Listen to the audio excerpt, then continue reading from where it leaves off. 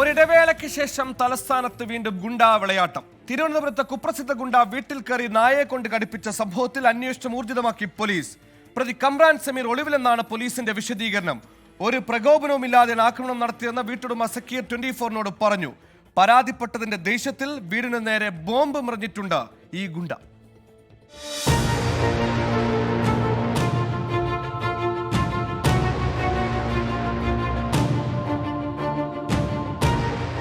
കഴിഞ്ഞ ദിവസം വൈകിട്ടാണ് ഗുണ്ടാ ലിസ്റ്റിൽ ഉൾപ്പെട്ട കമ്രാൻ സമീർ വീടിനുള്ളിൽ അതിക്രമിച്ചു കയറി കഠിനംകുളം സ്വദേശി സക്കീറിനെ വളർത്തുപട്ടിയെ കൊണ്ട് കടിപ്പിച്ചത്. അവിടെയും തീർന്നില്ല കാര്യങ്ങൾ.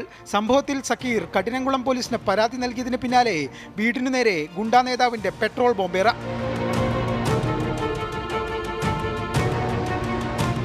വീടിൻ്റെ അടുക്കള വരെ പട്ടിയെ കൊണ്ട് കയറി.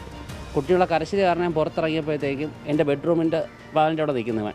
ഞാൻ പറഞ്ഞു എന്താ കയറിയെന്ന് പറഞ്ഞപ്പോഴത്തേക്കും പട്ടിയെ കൊണ്ട് കടിയിടാന്ന് പറഞ്ഞു. അങ്ങനെ പട്ടി ഉടൻ തന്നെ എൻ്റെ കാലിൽ കടിക്കുകയും അപ്പോൾ തന്നെ ഞാൻ അവനെ പുറത്തായിട്ട് ഇവിടെ കിടന്ന് റോട്ടിൽ കിടന്ന് ചീത്ത വിളിയൊക്കെ ആയിരുന്നു.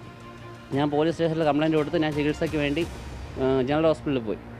ജനറൽ ഹോസ്പിറ്റൽ പോയ ശേഷം രാത്രി ഒരു 7 മണിയൊക്കെ ആയപ്പോഴത്തേക്കും അവനാണെങ്കിൽ അതിൻ്റെ പോലീസ് സ്റ്റേഷനിൽ പരാതി കൊടുത്തതിൻ്റെ പേരിൽ ഇവിടെ കൊണ്ടുവന്ന് 2 കുപ്പി പെട്രോൾ എറിഞ്ഞ് തീ കത്തിക്കുകയും ചെയ്തു.